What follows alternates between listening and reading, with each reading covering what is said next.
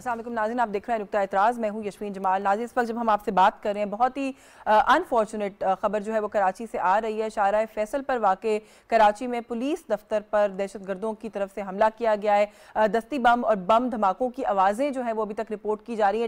It's a developing story. तो बहुत सारी चीज़ें जो है फैक्ट्स अभी तक हमारे पास पूरे मौजूद भी नहीं है, लेकिन वहाँ से जो कुछ पता चल रहा है उसके मुताबिक वहाँ से धमाकों की आवाज़ें भी आ रही हैं। शदीद फायरिंग वहाँ पर की गई है। कुछ अफराद के जख्मी होने की भी अभी तक रिपोर्ट्स हैं। जो एग्जैक्ट फिगर्स हैं या नंबर्स हैं वो कहीं पर कोट नहीं किए जा रहे, लेकिन अभी जो मैं लेटेस्ट देख रही थी किसी टेलीविजन चैनल पर, एक जख्मी शख्स जो है जो कि रेस्क्यू एहलकार है वो अस्पताल उसको पहुंचा दिया गया है, लेकिन उसके अलावा फिलहाल हमारे पास कोई नंबर्स अभी नहीं है। वज़ीर आला सिंध जो है उनकी तरफ से खास हिदायत जारी कर दी गई हैं कि इसकी एक तो की जाए, जो हमलावर है उनको पकड़ने के हवाले से जो मामलात हैं उसको भी देखा जाए, उस इलाके की जो सर्च है उसके हवाले से भी बात की जा रही है कि उसको तेज़ कर दिया जाए, और जो दीगर जगहों पर पुलिस की नफरी है उन्हें भी जो जाए वकूआ है वहाँ पर पहुँचने की हिदायत कर दी गई हैं। मज़ीद क्या अपडेट्स हैं, क्या तफसीलात हैं ग्राउंड पर? इस वक्त पाकिस्तान टेलीविजन के नुमाइंदे हैं, स्पेशल कॉरेस्पॉन्डेंट है ज़ीशान अहमद साहब मौजूद हैं, उन्हें हम प्रोग्राम में शामिल करेंगे ताकि वो कुछ हमारे व्यूअर्स को यहाँ पर अपडेट कर सकें। बहुत शुक्रिया ज़ीशान आपका।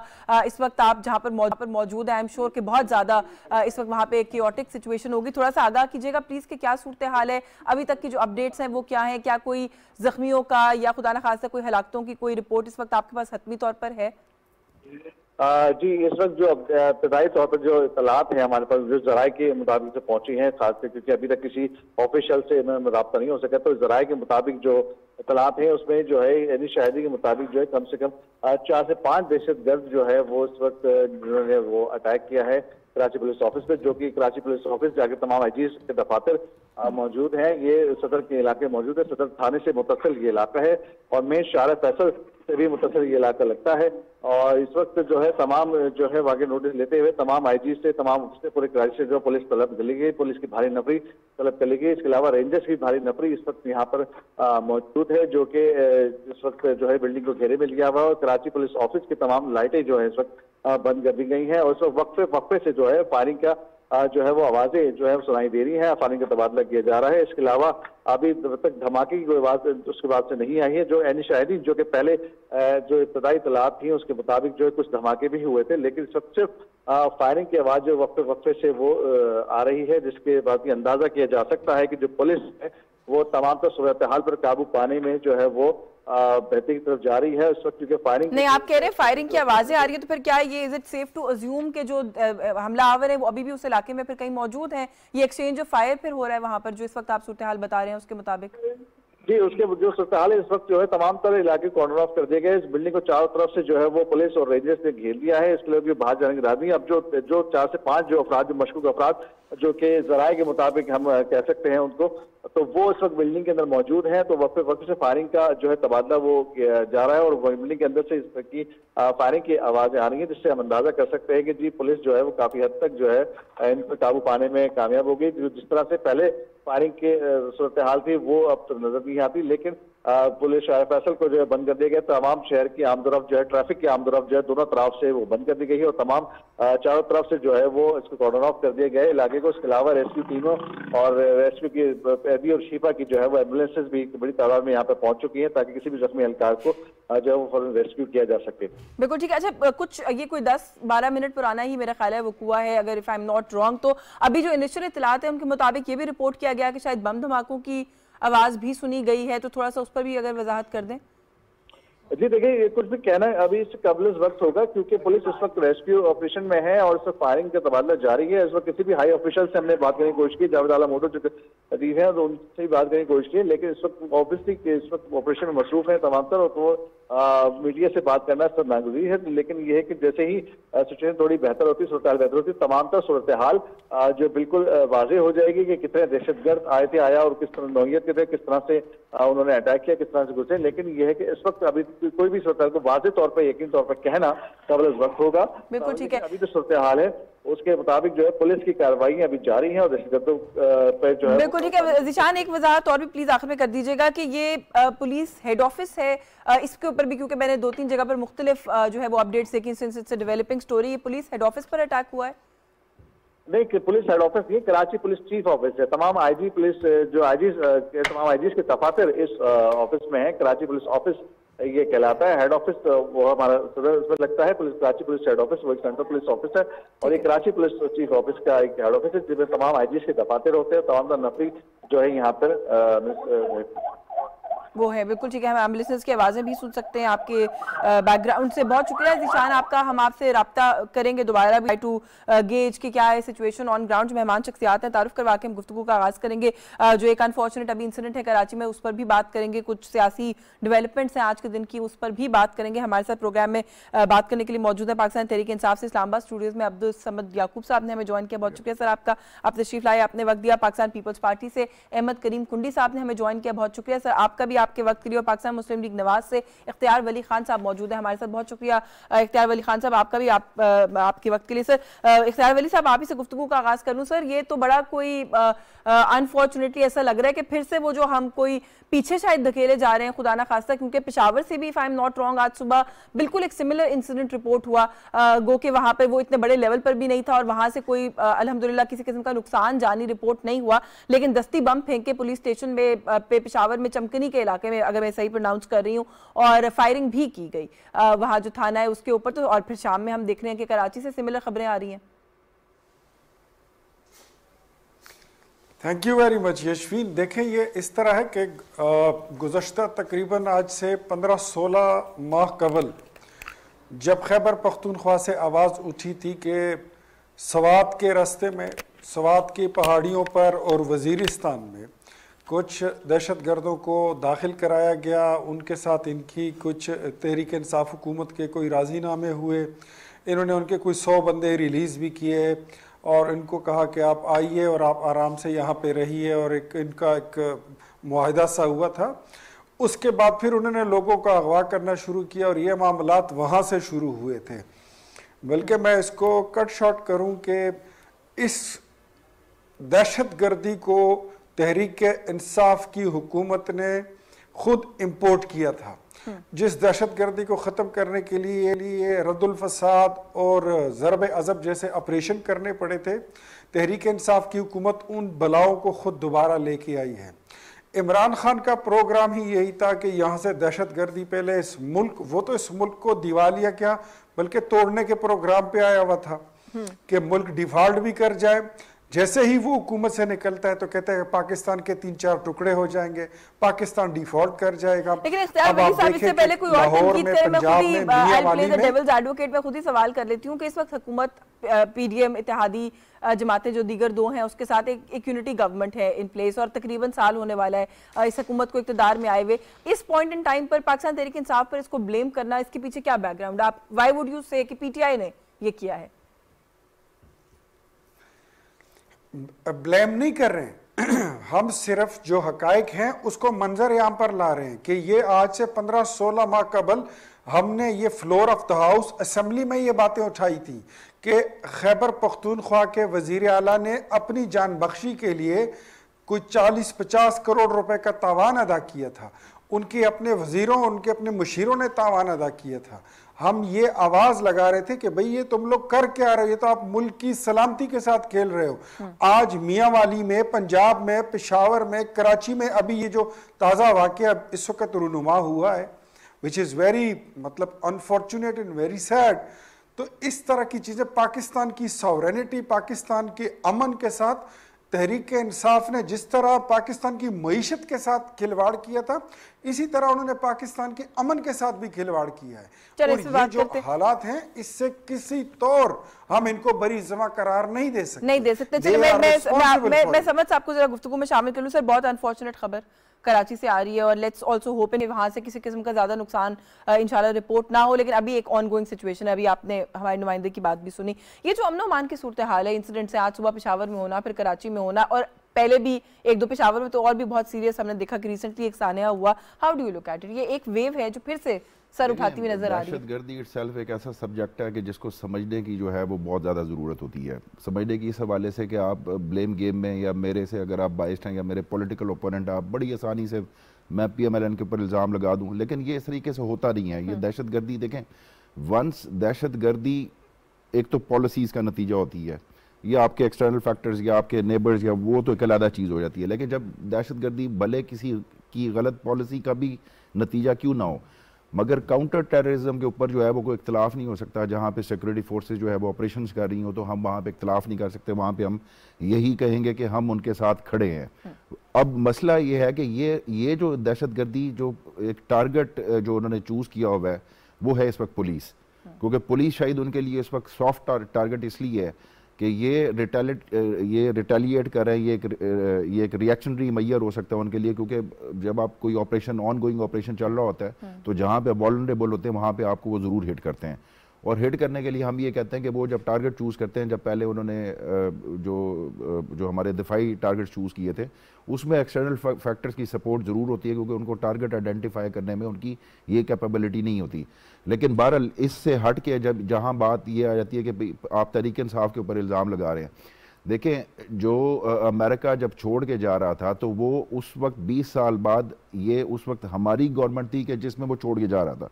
एक ट्रांजिशनल फेज था, इवैक्यूएशन थी, इवैक्यूएशन के बाद उनकी जेलों से वो टीटीपी के जो दहशतगर्द थे वो उन्होंने बाहर आना ही आना था।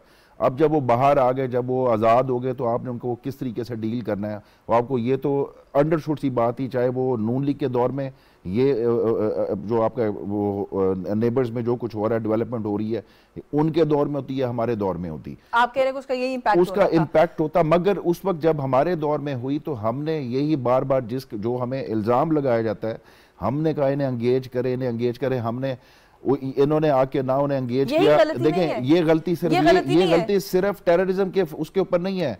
आज आप मुझे बताएं कि इनका क्या तालिबान के साथ एक भी ट्रेड एग्रीमेंट हुआ है? टीटीपी के बारे में मैं बड़ा इसको सिंप्लीफाई करके हमेशा एक सवाल पूछा करती हूँ कि आपको पता चल जाए कि बाहर सड़क पे एक चोर पकड़ा गया है, आप जाके मुज़ाकरात करेंगे? देखिए टीटीपी एक नहीं है, नो सर, आपको उनको नैरो डाउन करना पड़ेगा, क्रिमिनल्स की तरह उनको कैटेगराइज करना पड़ेगा, फिर शायद क्लैरिटी आएगी। अगर अमेरिका ने कतर में ऑफिस में कतर ने मीडिएशन कराई, उनके साथ आप भी कहते थे कि तालिबान कुछ मिलिटेंट है, कुछ एक्सट्रीम मिलिटेंट है। टीटीपी को एक ग्रुप के तौर पे लेना या एक आइडियोलॉजी के तौर पे लेना इस तरह से नहीं है। कुछ डिसग्रंटल्ड हैं, कुछ जो हो गए वो स्टेट के खिलाफ उन्होंने बंदूक उठा ली होगी, जिनको आप कायल कर सकते हैं कि जी आप बंदूक गिराए, हम आपके मुतालबात, वो तो आपने बलोचों के साथ भी शुरू किए, या तो आप बलोचों को, लेकिन ये तो आप वही फिर आप अपने आर्गुमेंट को नैरो डाउन, फिर good Taliban, bad Taliban, good Baloch bad Baloch में भी होगी, गुड इंसर्जेंट बैड। देखें एक बलोच है अगर महरूमी का शिकार हुआ है, क्रिमिनल होता है, दहशतगर्द होता है, गुड और बैड नहीं होता इस तरीके से, तो फिर आप नहीं, दुनिया में ये अप्रोच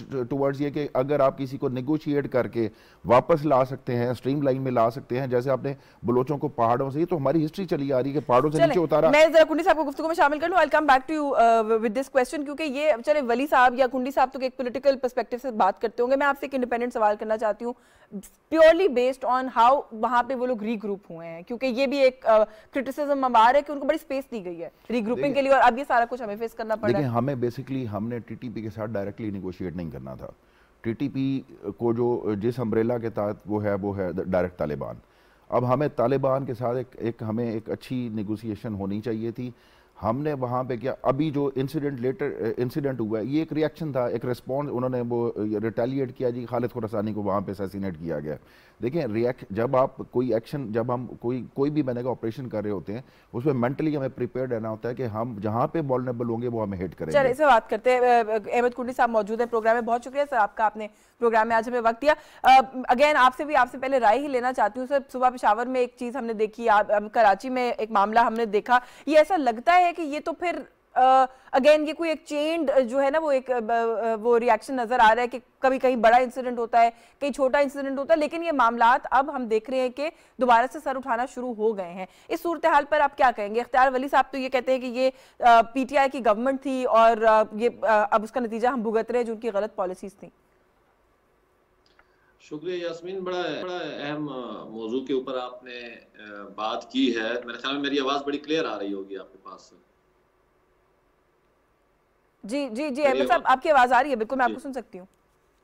अच्छा देखिए, जिस तरह आपने की है, मेरे ख्याल में अगर इसका बैकग्राउंड जब तक हम नहीं समझेंगे दहशतगर्दी के हवाले से, तो ये जिस तरह बीमारी हमारे मुल्क में लाई गई थी और इसका पूरा एक पस मंजर है, ये कोई एक दिन का काम नहीं है या कोई 10 साल का काम नहीं है, कोई 30-40 सालों से जिस तरीके से हम अफगानिस्तान की जो पॉलिसी थी, जिस तरीके से हम डील करते रहे, ये वही बीज है जो हम अभी उनका आप समझ लें जो अभी वो तकरीबन उनका फल हम अभी तक खा रहे हैं।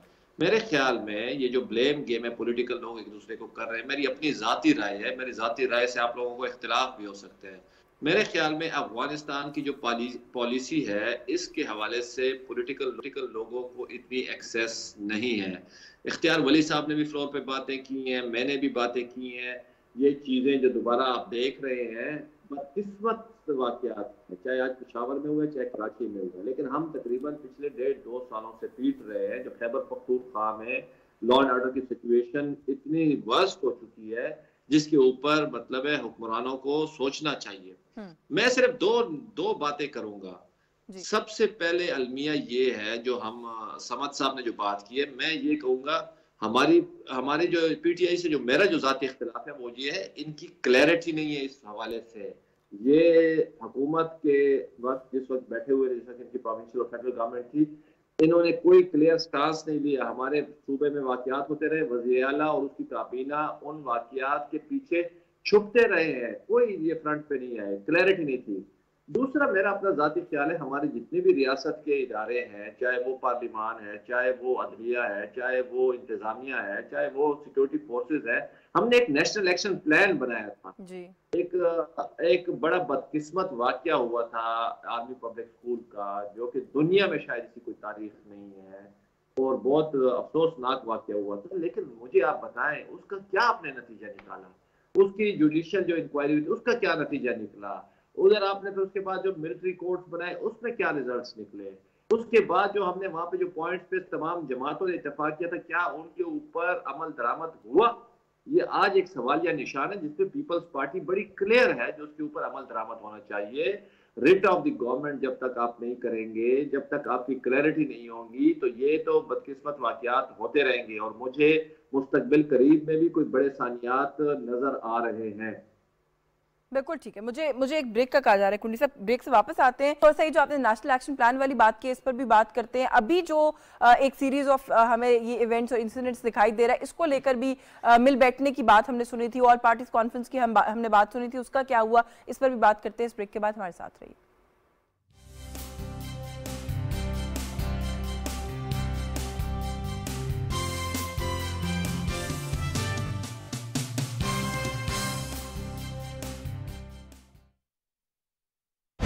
जी नाम है जुनून का, जीत से मुस्कुराता है पाकिस्तान। छोटे खानदान को बड़ी खुशियों से जोड़ें।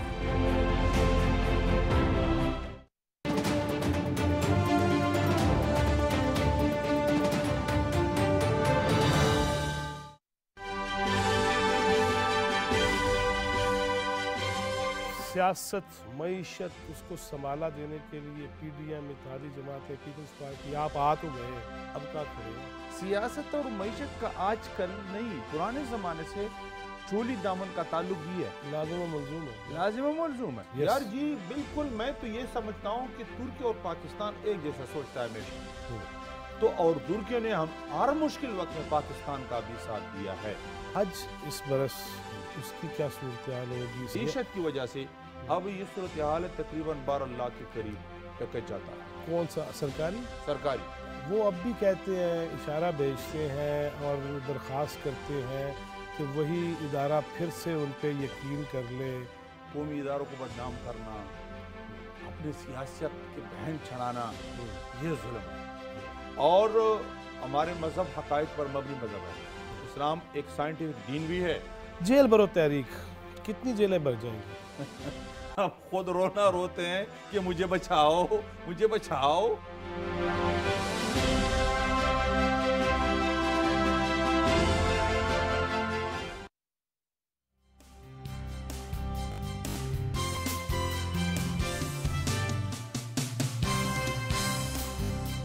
जी वेलकम बैक नाज़रीन। हम बात कर रहे हैं इस वक्त जो कराची में एक अफसोसनाक इंसिडेंट हुआ है उसके हवाले से। इख्तियार वली साहब, सर आपने एक इनिशियल रिएक्शन तो दिया, सारी जो सूरत हाल है उसके हवाले से। एक डिस्कशन या डिबेट, ये जब भी पुलिस पे खास तौर पे अटैक होता है, अभी पेशावर में भी बड़ा अफसोसनाक एक सानिया हुआ, तो एक डिबेट ये भी चल पड़ती है कि ये किसी किस्म का एक ईवल एक्सटर्नल प्लान है, एक वीकर इंस्टीट्यूशन समझा जाता है पाकिस्तान में पुलिस का, उसको टारगेट करें, वहां से कैजुअलिटीज होंगी, उनका मोरल डाउन होगा, मिलिट्री को और पैरामिलिट्री फोर्सेस को इन्वॉल्व करना पड़ेगा उनके साथ मिलकर काम करने के लिए, इदारों का आपस में जो एक रिफ्ट है या टिफ है वो वाइडन होगा, उनको पॉलिटिकली भी सूट करता है, उनको स्ट्रेटेजिकली भी सूट करता है। आपको क्या इसके अंदर कोई इस तरह का एक्सटर्नल, टोटली एक्सटर्नल एंगल के एलिमेंट भी दिखाई देता है? देखिए, टेररिज्म तो जब भी होती है तो इसमें तो लाजिमी बात है, इसमें मुल्क के लोग तो शामिल नहीं होते हैं ना। अभी आप इनसे सवाल कर रहे थे ये अपने समद साहब से, तो आपने क्रिमिनल का कहा, क्रिमिनल अगर मुल्क का हो उससे अगर आपकी बात भी हो तो मेरे ख्याल में उसमें फ़र्क है। जब आप उनसे बात करते हैं, जब आप किसी ऐसे टेररिज्म के खिलाड़ियों से बात करें कि जिनको फॉरेन फंडेड किया जाता है, जिनको बाहर से आशीर्वाद मिलती है और वो लोग जानबूझकर पाकिस्तान को स्टेबलाइज करते हैं, इसमें कोई शक नहीं है कि खैबर पख्तूनख्वा की जो पुलिस है उसके हज़ारों लोग शहीद हो चुके हैं, उसके हज़ारों लोग जो हैं ज़ख्मी हैं और कुछ ऐसे हैं कि जो ज़िंदगी भर के लिए माजूर हो गए हैं। लेकिन उसके बावजूद खैबर पख्तूनख्वा के पुलिस फोर्स को मिसाली पुलिस इसीलिए कहा जाता है क्योंकि उनका मोराल डाउन नहीं हुआ। हमारे पुलिस फोर्स की शहदा की जो अभी की इन्होंने कुर्बानी दी है, जिसमें तकरीबन 100 से के करीब लोग जो हैं वो इस वक्त शहीद हो गए, 200 के लगभग लोग जो हैं वो ज़ख्मी हुए हैं, लेकिन उसके बावजूद पुलिस फोर्स का हर जवान जो है वो शहादत के जज्बे से सरशार है और वो इससे कभी पीछे नहीं हटते हैं। तो पुलिस फोर्स को टारगेट करना मेरे ख्याल में इट्स अ सॉफ्ट टारगेट कि उनके थाने, उनके हेडक्वार्टर सारे रोड्स पर हैं, छावनियों में, छावनियों से बाहर भी हैं और वो फिरते भी रहते हैं और पेट्रोलिंग भी करते हैं। तो उनकी गाड़ी पे निशाना करना, उनके थाने पे, उनके हेडक्वार्टर्स पे, उनके ऑफिस पे, it's a soft target, an easy target.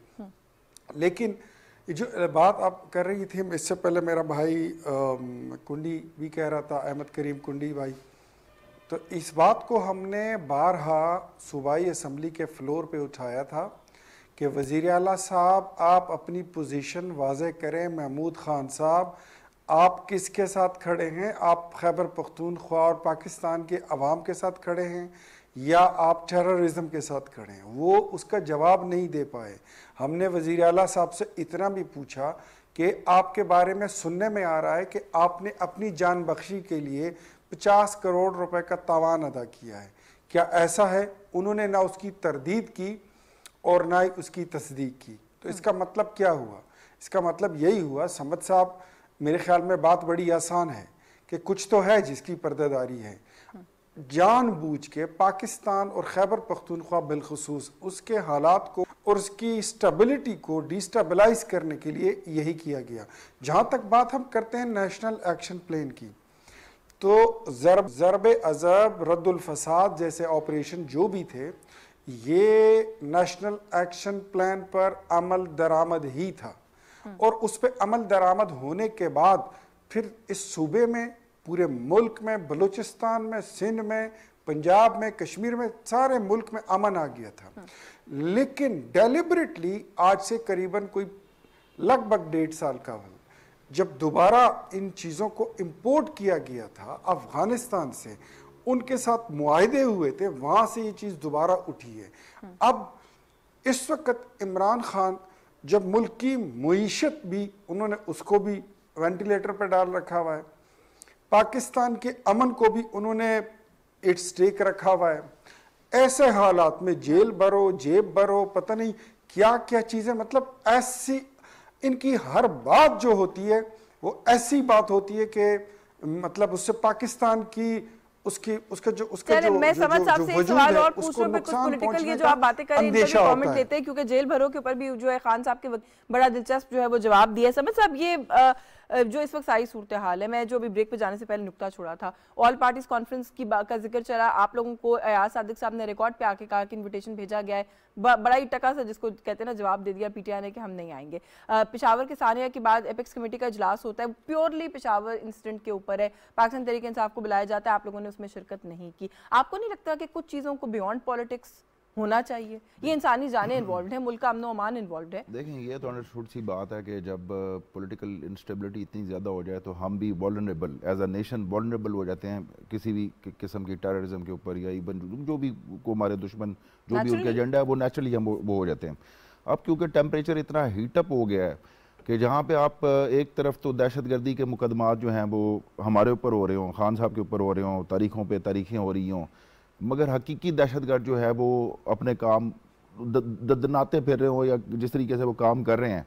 अब इसमें सोल्यूशन क्या है? या तो आप एक गुड जेस्चर के तौर पे आप केसों के ऊपर केस ना बनाएं, पेशियों के ऊपर पेशियां, मतलब आप अगर चाहते हैं कि एक पॉलिटिकल को कंसेंसस हो तो फिर आप भी कोई गुड विल जेस्चर के तौर पे आए, आप भी कुछ जो ऐसे मुकदमात हैं वो खत्म करें। ये वैसे एक सिंप्लीफाइड डेफिनेशन ऑफ एनआरओ नहीं है वैसे। देखिए नहीं, ये देखिए जब एक दहशतगर्दी का मुकदमा मेरे ऊपर बना देंगे, करते रहे हैं अपने मुखालिफिन पर। देखें अब इख्तियार वली साहब हो, ये कुंडी साहब हो, यानी जितना मैं इनको जानता हूँ मैं इनकी रिस्पेक्ट इसलिए करता हूँ कि एक हकीकी असासा जो अपनी पार्टी का होता है, मतलब ये वो लोग नहीं है, ये वो लोग नहीं है जो मेरा बुरा चाहेंगे या मैं इनका बुरा चाहूंगा, ठीक है, भले हम एक पॉलिटिकल ओपोनेंट जरूर हो।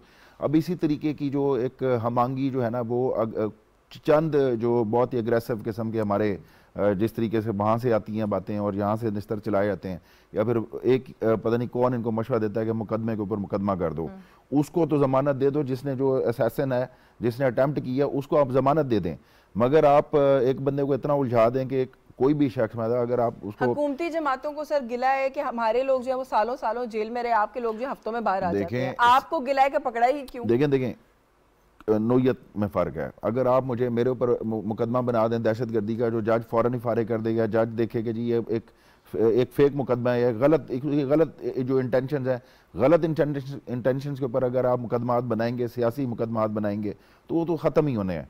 वो इस तरीके से तो नहीं है कि आप मुझे जो है ना 2 साल जेल में रख दें। अब अगर आपका कोई केस मनी लॉन्ड्रिंग का हो या बाकी चीज़ों को, एक का जिसमें मैंने आपको पहले भी कह दिया था, उससे हट के राना सनाउल्लाह से हट के आपकी जवाब तलबी नहीं हुई वैसे। देखें नहीं वो जो जस्ट वो तो जो एक फेयर बात है, वो फेयर बात हर उसे उठनी चाहिए। फवाद चौधरी ने भी वो बात, पाकिस्तान तहरीक इंसाफ का जो एक बेसिक बुनियादी मौक़िफ़ है ना, मैं कम से कम बड़ी उसको लेकर कंफ्यूज, जो आप लोग एपीसी में नहीं जाएंगे क्योंकि आप लोगों के खिलाफ इंतकामी कार्रवाइयां हो रही हैं, आप लोग इनके साथ नहीं बैठना चाहते, एपेक्स कमेटी में नहीं जाएंगे, उसके लिए भी आपके पास सेम रीजन है, आप इनको चोर कहते हैं, डाकू कहते हैं, खान साहब कहते हैं, इनसे बात ही नहीं हो सकती, इनसे बात करने का मतलब है इनको एक्सेप्ट कर लेना एज गवर्नमेंट। लेकिन इन्हीं के साथ अब दोबारा से एक्सेप्ट हुए इस्तीफों में आप लोगों ने चोरी का जोर लगाया हुआ है कि किसी तरह हम पार्लियामेंट में चले जाएं वापस। देखिए पार्लियामेंट में लोग हैं सर, कोई और नहीं है। देखें पार्लियामेंट में जाना वो एक वक्त की जरूरत, स्ट्रैटेजी हमारी हो सकती है कि हमने उसमें कोई यू टर्न लिया हो, अगर वो इस्तीफे एक्सेप्ट हो जाते वो एक और बात ही।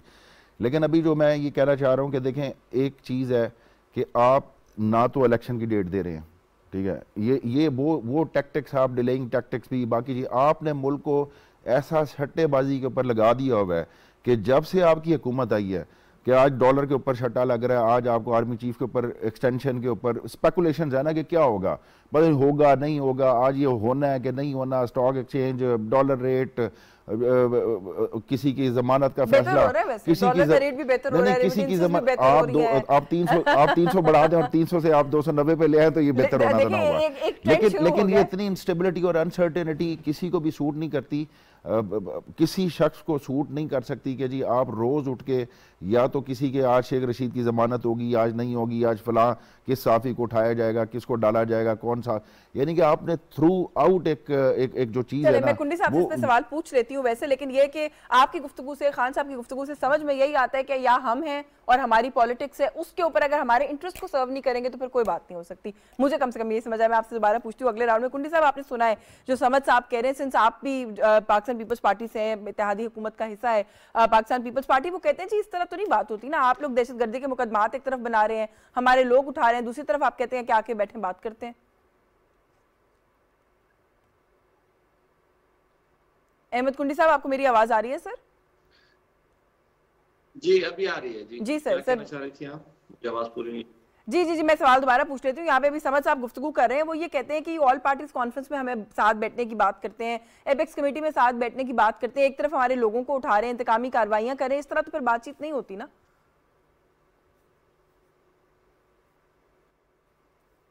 देखिए यास्मीन, बड़ी पीपल्स पार्टी का मौकफ बड़ा क्लियर है और हमारी तारीख भी इस पे बड़ी क्लियर है। आप 2008 से 2013 का टाइम पीरियड उठा लें, मेरे ख्याल में ये पाकिस्तान की वो तारीखी हुकूमत थी जिसमें कोई भी सियासी कैदी नहीं था, और हमने पाकिस्तान को उस राह पे खड़ा किया जिसमें हमने सियासी इंतकाम को खत्म किया, और हमने एक गुड गेस्चर के लिए एक जॉइंट हुकूमत बनाई, और हमने इक्वल एक ग्राउंड्स दिए हर पॉलिटिकल पार्टी को ताकि वो आए और अपनी पॉलिटिक्स करे। गो कि पाकिस्तान पीपल्स पार्टी सबसे ज्यादा मुतासर पार्टी रही है पाकिस्तान की सियासत में।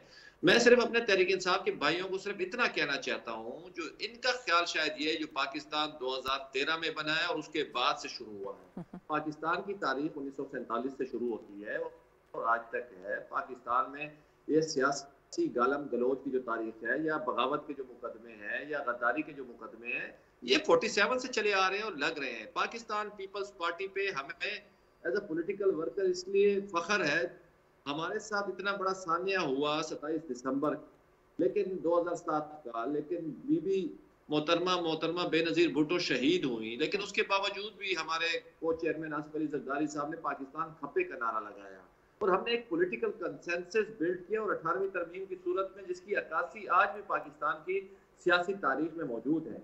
हम सिर्फ तहरीक इंसाफ के भाइयों को कहना चाहते हैं, ये जब हुकूमत से हट जाते हैं या उतर जाते हैं तो फिर इनको आईन भी याद आ जाता है, इनको मुकदमात भी सियासी याद आ जाते हैं। हम इनको यही बातें फ्लोर ऑफ द हाउस करते रहे थे जब हम इन्हें कहते थे अली वजीर कैद है, उसके बारे में आप क्या कहते हैं, ये खामोश। हम कहते थे लॉ एंड ऑर्डर के बारे में आप क्या कहते हैं, आप किसके साथ है, ये लोग खामोश। हम आइन के ऊपर अमल दरामद मुश्तरका वफादाती कौंसिल की बात करते थे, ये लोग खामोश। तो कहने का मकसद ये है, हम सिर्फ यही गुजारिश करते हैं, अभी मुल्क है, आज लोगों को खाने का आटा नहीं मिल रहा, आज बिजली के जो नर्ख हैं या पेट्रोल जिस जगह पे चला गया है, ये तमाम पॉलिटिकल पार्टियों के लिए एक सजा निशान है। और ये हमने जो मॉडल 2008 से 13 तक दिया था पॉलिटिकल कंसेंसस का, जिसमें तमाम जमातें शामिल थी, चाहे वो मजहबी जमातें थी, चाहे वो कौम परस्त जमातें थी, चाहे वो राइट विंग की जमातें थी, उसी मॉडल की जरूरत आज पाकिस्तान को है दोबारा। बिल्कुल ठीक है। अच्छा तो जी प्लीज कर अगर आप अली वजीर के ऊपर बात, अली वजीर का प्रोडक्शन ऑर्डर तब इशू हुआ जब आपको वोट की जरूरत पड़ी अदम एतमाद में।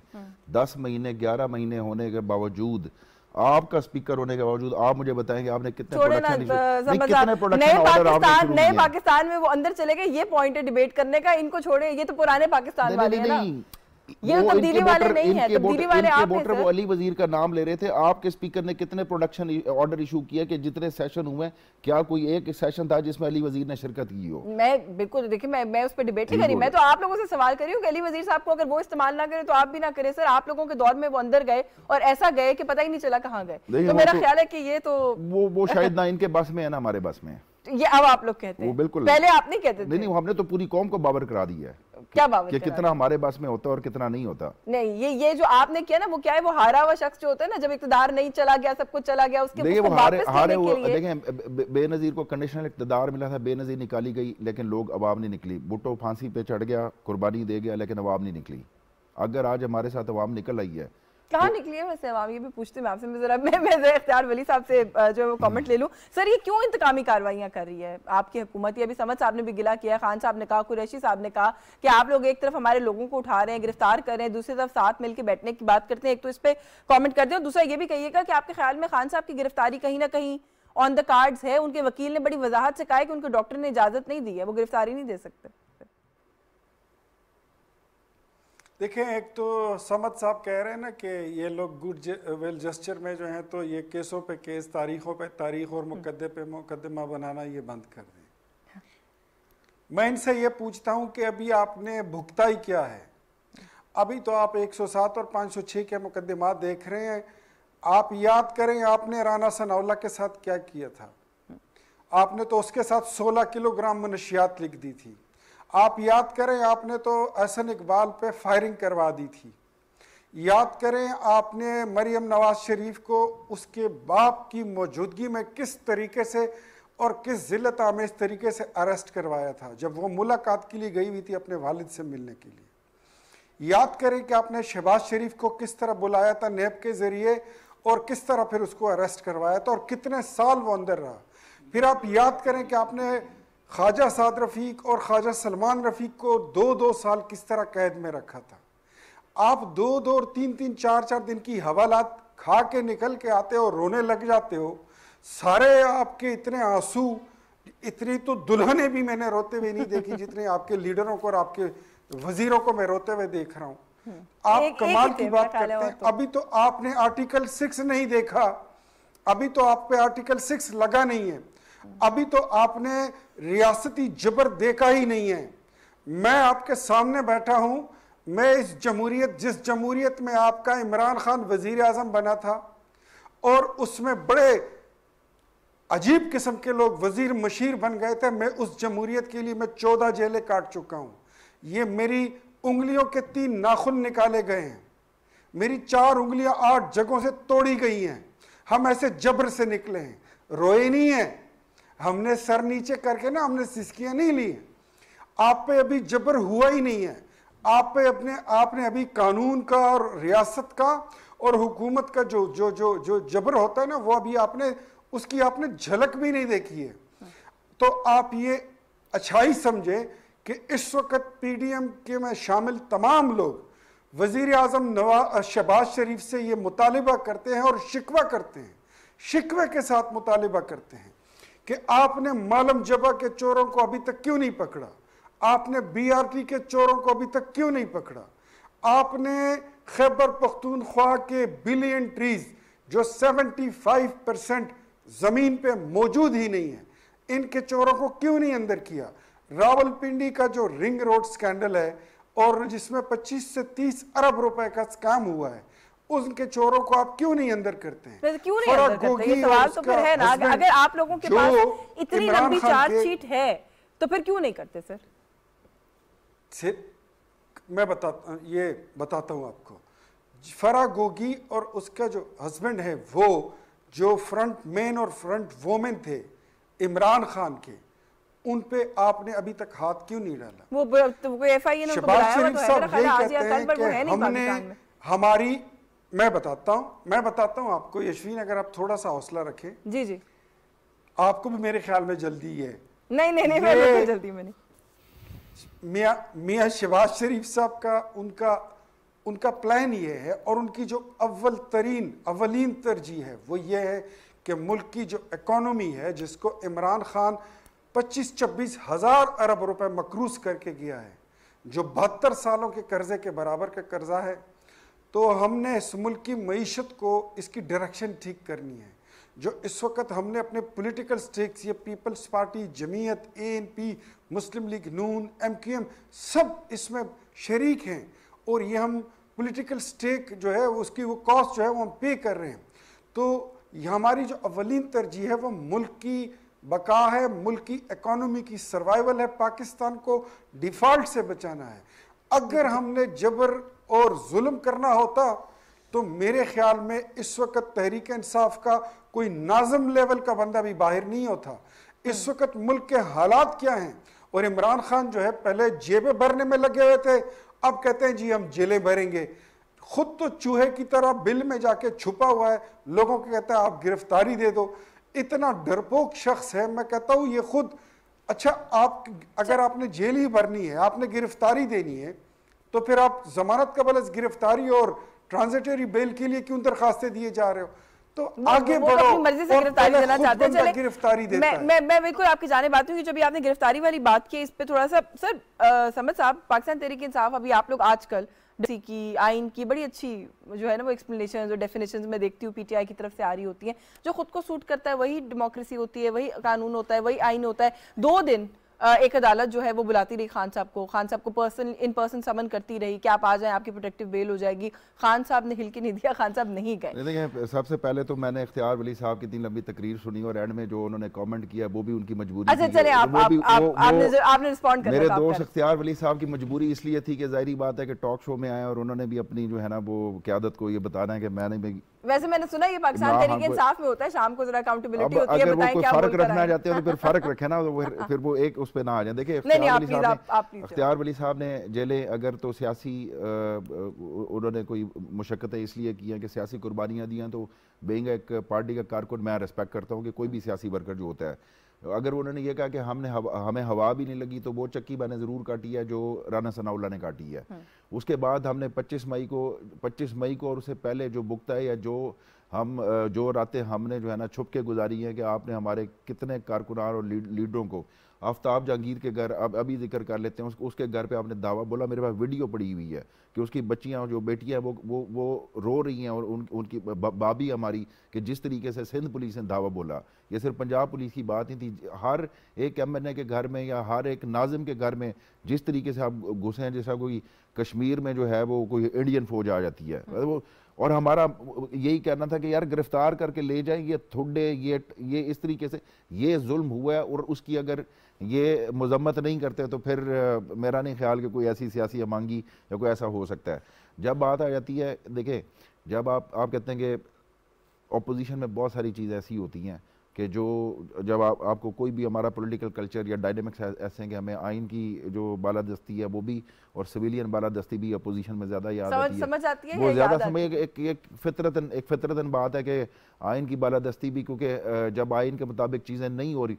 अच्छा, एक और बात यह कि आपको हमसे गिला हमारी हुकूमत में ज़रूर हो सकता है, लेकिन हमने अपनी हुकूमत में आइन से बालातर कोई चीज़ नहीं की थी, आइनी फ्रेमवर्क में रह गए, जो भी किया था उसमें किया था। इन्होंने जेलों की बात की, अभी नई असम्बली बनी थी, शहबाज शरीफ साहब अरेस्ट हुए थे, स्टैंडिंग पब्लिक अकाउंट कमेटी की स्टैंडिंग कमेटी, अभी कोई भी स्टैंडिंग कमेटी नहीं बनी थी, कोई मैच्योर नहीं हुई थी, इन्होंने डेडलॉक पैदा किया, स्टैंडिंग 6 महीने तक स्टैंडिंग कमेटीज़ नहीं बनने दी, इसलिए कि इनको पब्लिक अकाउंट्स कमेटी का चेयरमैन बनना था। जैसे ही चेयरमैन इलेक्ट हुए, उनको विला मिल गया, अपोजिशन लीडर भी थे, विला भी मिल गया, उनको वॉक करने के लिए उनकी वो जो बाढ़ थी वो एक्सटेंड की गई ताकि घर का आप मैदान छोड़ के क्यों गए थे? ये हम कहाँ मैदान छोड़ के गए? जो स्टैंडिंग कमेटीज के हवाले से, किसी भी हवाले नहीं, स्टैंडिंग कमेटीज के हवाले से जब इतना बड़ा डेडलॉक पैदा हो गया था तो जाहिर बात है कि फंक्शन तो करना था। कुछ आदि जो स्टैंडिंग कमेटीज है वो अपोजिशन में जाती हैं, लेकिन डेडलॉक जो था वो एक स्टैंडिंग कमेटी के ऊपर था। मुझे आपको इंटरप्ट करना पड़ेगा, थोड़ा सा व्यूअर्स को यहाँ पे अपडेट करना है। 2 दहशतगर्दों के हलाक होने की कराची से अभी तक जो है वो इत्तला आ रही है। फायरिंग जो है उसका सिलसिला रुक गया है, वहाँ से अभी किसी किस्म की आवाज़ें रिपोर्ट नहीं जो है वो की जा रही है। सर्च ऑपरेशन अंडरवे है और उसी की प्रोग्रेस में अभी ये खबर आ रही है कि 2 दहशतगर्द जो हैं वो उनके हलाक होने की खबर जो है ज़राए के मुताबिक जो है वो रिपोर्ट की जा रही है। हम अपने व्यूअर्स को साथ साथ, क्योंकि एक ऑनगोइंग सिचुएशन है, उसके लिए भी जो है वो कर रहे हैं, अपडेट कर रहे हैं। अच्छा, before I move on to Kundi sahab, समझ साहब, क्योंकि हम एक डिबेट, एक डिस्कशन यहाँ पर कर रहे हैं, मेरे सवाल का भी जवाब दे दें सर। ये जो मैं अभी आपसे गुजारिश कर रही थी कि अपनी मर्जी का आइन, अपनी मर्जी का कानून, खान साहब को अदालत बुलाती रही, खान साहब नहीं गए प्रोटेक्टेड बेल के लिए, और शिबली फराज साहब जो है वो आज सुबह खड़े होकर ये कहते हैं कि ये खान साहब को गिरफ्तार करने की तैयारी कर रहे हैं, हम अपने लीडर को गिरफ्तार नहीं होने देंगे। ये धमकी है सर। देखें, बीइंग अ सिटीजन जो है ना, चाहे वो साबिक वजीर आज़म ही क्यों ना हो, वो आइन से या कानून से मुबर्रा तो नहीं होता। तो नहीं हुए मुबर्रा? नहीं, बिल्कुल पेश हुए, ज़ेबा चौधरी की अदालत में पेश हुए, माजरत की। ये कहना कि आइन अदालतों की रिस्पेक्ट नहीं करते, मेरा ख्याल है कि आए दिन पेशियाँ होती थी और वो रोज़ पेश होते थे खान साहब। अब अगर मेडिकल ग्राउंड के ऊपर, जो कि मैं मियाँ साहब की सेहत के ऊपर कभी बात नहीं करता, मैं मियाँ साहब की सेहत के हवाले से शायद मुझ पर वो तनकीद होती हो कि जो आज यास्मीन राशिद के ऊपर होती है, मैं तब भी इस बात का कायल था कि उनको जाना चाहिए। कोई भी शख्स जो है उसका बुनियादी हक है वो जहाँ पे दुनिया के कोने में समझता है वो अपना बेहतरीन इलाज करवाए, लेकिन वो इलाज कराने के, मैं आज भी उनकी सेहत के ऊपर, अल्लाह ताला उनको सेहत दे, लेकिन आपने खान साहब के गोलियों का, आपने ज़ख्मों का मजाक उड़ाया और ये बयानियाँ बनाया कि प्लस्तर का आज भी आप मजाक उड़ाते हैं। फिर जिस तरीके से, यानी कि अगर एक बंदे के ऊपर असैसिनेशन अटैम्प्ट हुई हो तो वो जिस तरीके से कहा जाता था कि जिस तरीके से हमारे वक्त में बेगम कुलसूम नवाज़ के ऊपर अगर मजाक उड़ाया गया था, तो बाद में इस बात का आज भी हमें अफसोस है कि जब तक उनकी वफ़ात नहीं हो गई, और जब वफ़ात हो गई तो तब शायद लोगों को ख्याल आया कि भाई जो बात वो हुई थी कि क्या इस मुल्क में अपनी बीमारी का यकीन दिलाने के लिए भी इंसान को फौत होना पड़ेगा। तो आप खुदारा इस तरह ना करें, आप खुदारा इस तरह ना करें कि आप उसको आर्टिफिशियल जख्म कहें, आर्टिफिशियल गोलियां कहें। क्या आपको ये जो इनसेंसिटिविटी है ना पाकिस्तान की पॉलिटिकल कल्चर में आप लेकर आए, पाकिस्तान तहरीक इंसाफ लेकर आए, गोली इस एंगल से क्यों लगी, तो गोली क्या उस तरीके से लगना आपकी ख्वाहिश? मेरे पास वक्त है, मैंने कुंडी साहब से कमेंट लेना, मुझे सिर्फ ये बता दें, शिबली साहब ने धमकी दी है, शिबली फराज ने, वो कहते हैं गिरफ्तार नहीं हम होने देंगे, ये हम बता दें बड़ी वजाहत के साथ। ये धमकी है, नहीं होने देंगे, धमकी है, फिर ये रियासती इदारों को धमकी है। देखिए, या तो अदालती फैसला आ जाए इनके कहने पे ये नहीं गिरफ्तार कर सकते। चलिए, अदालत का ऑर्डर आ जाए तो एक और बात है। कुंडी साहब सर, वे आउट क्या है? ये जो सारी इस वक्त एक सिनेरियो है, मैं बार बार अपने प्रोग्राम्स में ये अंडरस्टैंड करने की कोशिश करती हूँ कि ये जो पॉलिटिकल डेडलॉक है, ये बैठ के बात करने को तैयार नहीं है। इस वक्त जितनी पोलराइजेशन है मुल्क की सियासत के अंदर, मईशत की बात करें, अमन व अमान की बात करें, ये जो रियल इशूज है इन पर किस तरीके से बात होगी, कैसे काम होगा सर? देखिए, पाकिस्तान का हल पॉलिटिकल कंसेंसस में है, जो पाकिस्तान पीपल्स पार्टी ने मॉडल पेश किया था 2008 से 13 में। इसके अलावा इसका कोई हल हो नहीं सकता।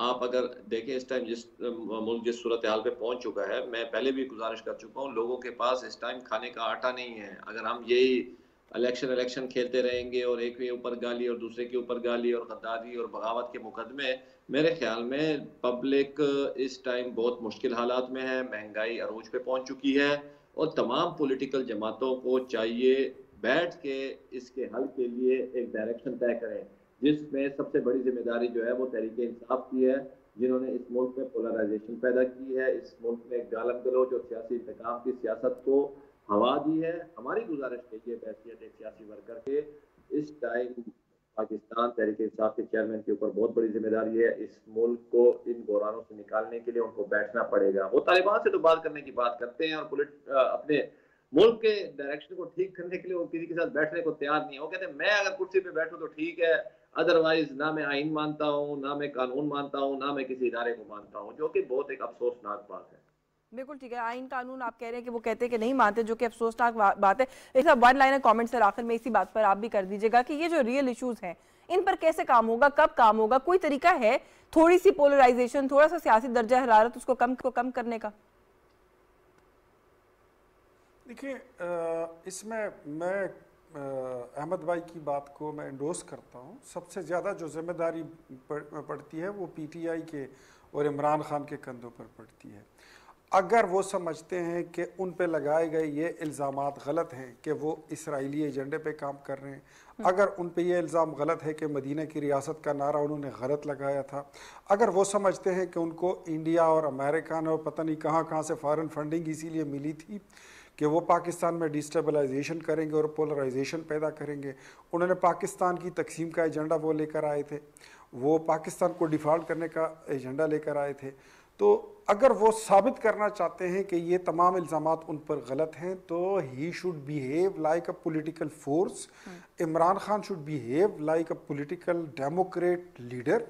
उसको तमाम जमहूरी जमातों के साथ बैठना होगा, बात करनी होगी और ये दिमाग से ये बात निकाल ले कि एक आप ही हैं जो अच्छे हैं, बाकी पूरी दुनिया बुरी और ख़राब है। चले मेरे पास वक्त खत्म हो गया, मुझे आपको इंटरप्ट करना पड़ेगा क्योंकि ये जो सवाल जब हम करते हैं तो सेल्फ जो है ना वो इंट्रोस्पेक्शन के लिए भी करते हैं, लेकिन हमेशा जवाब जो है वो ओनस हम किसी और पर ही डालते हैं, रिस्पॉन्सिबिलिटी किसी और पर भी ही डालते हैं। वक्त होता मैं मजीद ज़रूर बात करती। बहुत शुक्रिया आपका अब्दुल समद याकूब साहब, तशरीफ लाए, आपने वक्त दिया। अहमद करीम कुंडी साहब, बहुत शुक्रिया आपका आपके वक्त के लिए। इख्तियार Wali Khan sahab, thank you so much for your time sir. Program Nukta Etraz से आज के लिए बस यही कुछ। यशवीन जमाल को इजाज़त दीजिए। अल्लाह हाफ़िज़।